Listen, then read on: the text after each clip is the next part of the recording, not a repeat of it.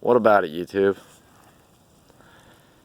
Today I listened to a video by a guy that is kind of obviously intelligent, just the way he speaks. His name is Asha on YouTube. He has a video about something about calling for new revolutionaries, something to that effect. And so I want to talk about where I disagree, I guess, with what he is saying. A lot of these utopian sort of conjectures, I wish that it was that simple. While at the beginning of his video he admits that there's a spiritual divide, that there's and throughout the video he's posting memes and pictures that kind of go along with what he's discussing, so it's sort of obvious that he recognizes that good and evil are in a battle, and that the trappings of evil are what can take man in the wrong direction and can turn and flip and invert everything good into being what's viewed as bad, and what used to be bad is now viewed as good. So there's plenty I agree with, but then his sort of, not his conclusion, but I guess his growth from that recognition is to want to jump into some kind of people's utopia where the people gain political power through their judgments, and that you could take any issue and there would be a record of the votes that go for or against whatever issue. He used the Iraq War as an example, and then you take a retrospective view of it, and those who voted it in with their political power will become weakened if the people decide that it was a bad idea in retrospect. So the againsters would be revered as the correct voice for the people, and that's how politics would work. Sort of constantly stumbling in retrospect forward, and it's to me it's pie in the sky, because when you say people's judgments, what you're really saying is people's opinions. And the more I study, and I certainly need more study into it, but the more I study into the American political theory, was one of the huge dangers that they recognized was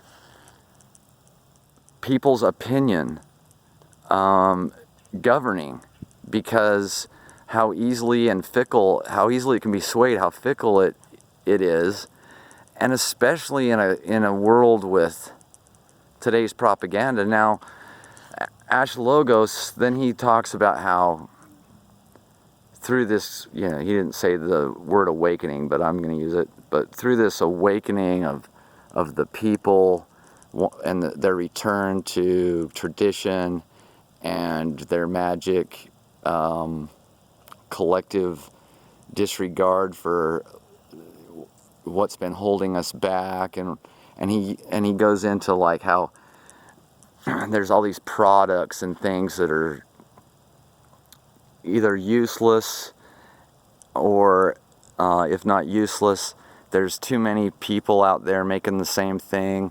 There's too much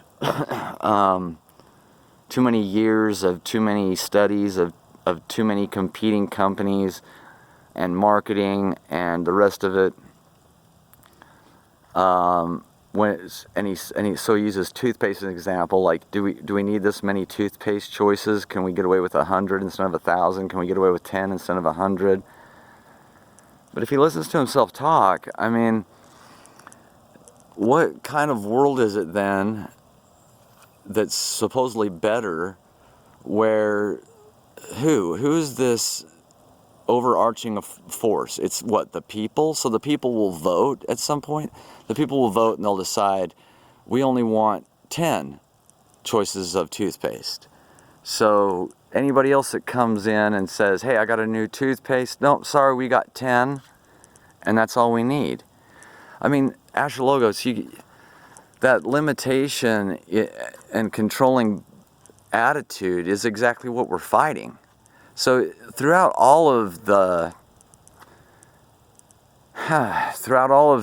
personal growth that you're going to go through in life, Asha Logos and everyone else, I think it's a trap to think that somehow, I mean, to me it's contradictive to say that we need to hold on to tradition, but at the same time we need to do things totally different and new where we only have 10 toothpaste choices.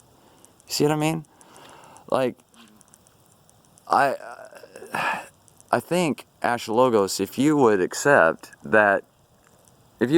your initial argument, that it's our traditions that we need to keep strong and keep alive for so many reasons, that it's our culture and it's our community, and that the nation is just a representation of a larger body.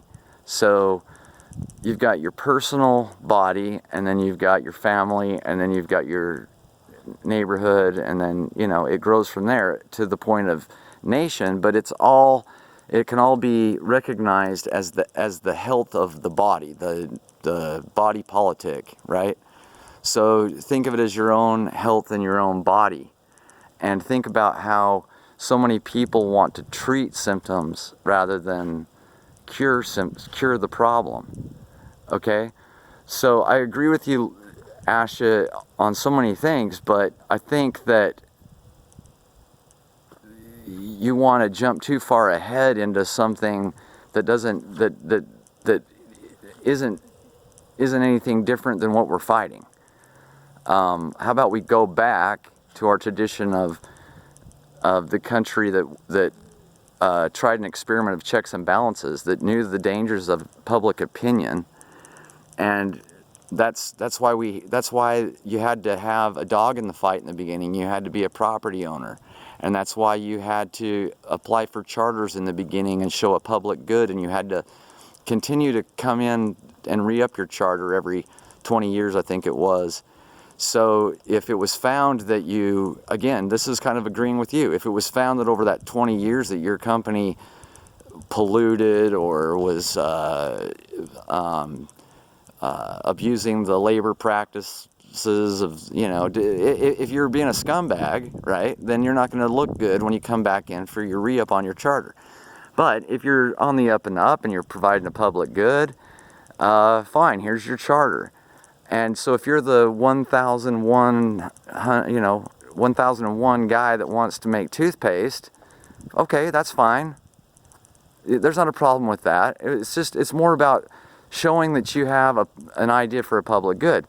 Now, my idea would be that if you can, you know, come to a public utility house with a plan that looks viable, that you should have access to funds with no interest, with just fees, so that you could have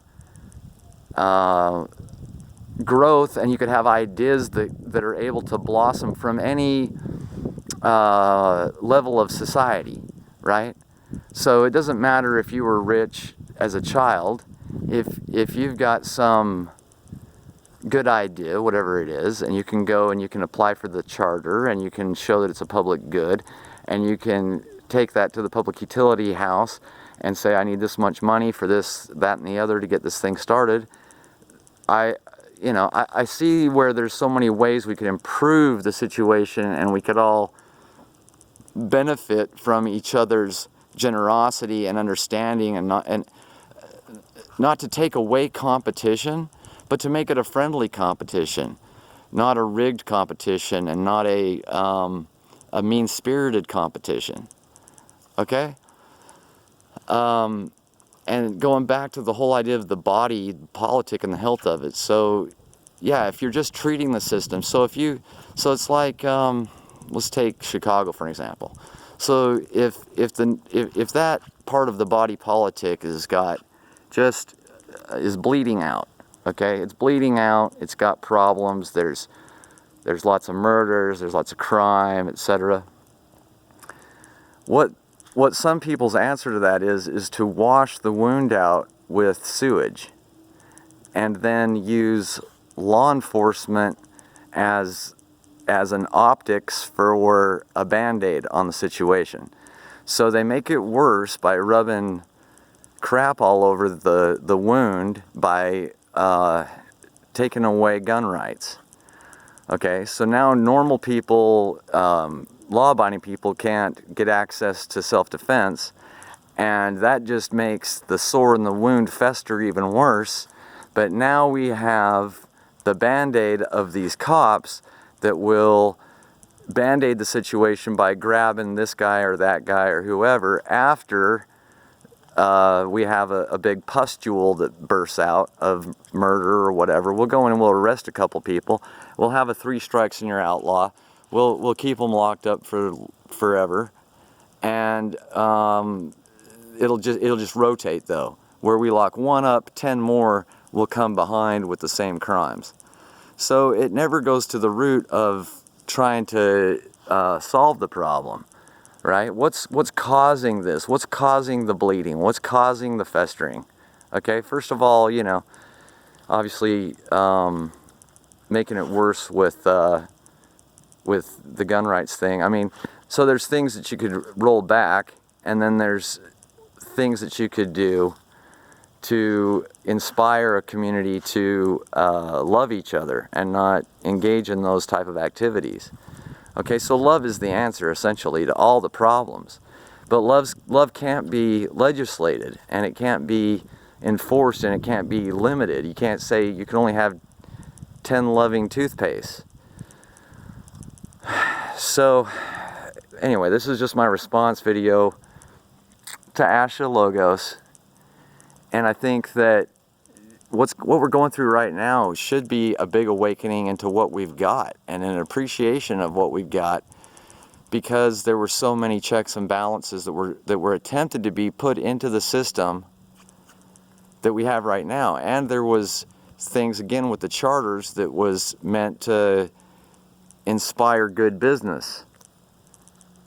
So there's historical, traditional mechanisms that we've forgotten or lost along the way that we should probably go back to and revisit before we start dreaming up 10 toothpaste utopias.